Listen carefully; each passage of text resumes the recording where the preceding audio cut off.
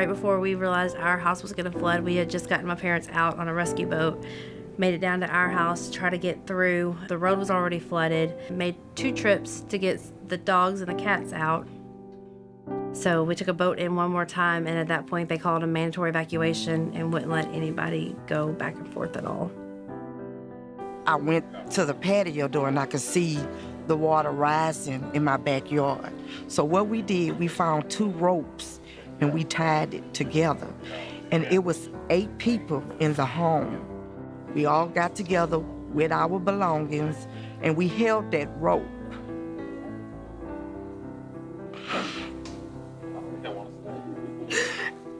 And we got out. And we walked several blocks of water. And the water was to my waist. And all I could do was just look at my house. And I said, Lord, I have faith in you. Please protect me and my family. And he did. My fear is to see that my town has been destroyed. You know, when I get back there, I don't really know what to expect. And we had 6 to 7 staff members who were here working at Calder Woods, looking out for our residents that had total losses at their own homes. It's got anywhere from 10 to 12 foot of water in it that has been sitting in it for a week.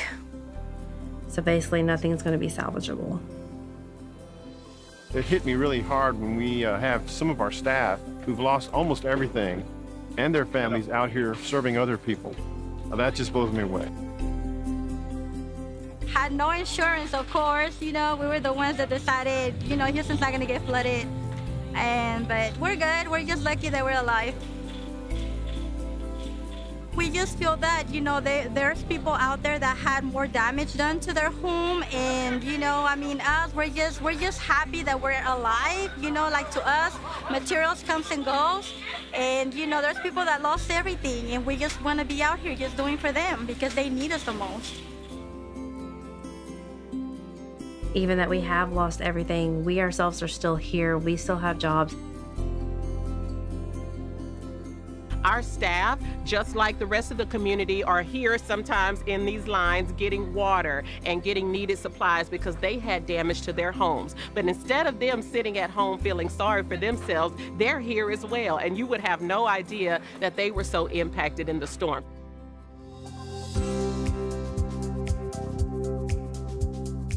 We kept as many staff members here on campus that we could possibly keep to have boots on the ground to respond to any emergency. I think one of the most beautiful things about this that's come out of this tragedy has been watching people save each other and help each other. My heart just went out when I received a call that the Buckner Hope Center in Aldine was sending supplies just for the Calderwood staff. The staff inspired me. The staff was awesome. Their #1 goal is residents. They're here for the residents. Anything they do for the residents. And I really think the whole difference is that it's a God-based, it's a Christian-based organization, and you can tell the difference. What this says to me is that Buckner really does shine hope in a place, in a time when people need hope.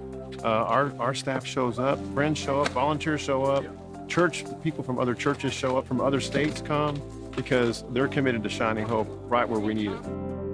That in the worst, most horrific moments, that they literally wrap their arms around them and say, we're right here and you're gonna be okay and you're safe now.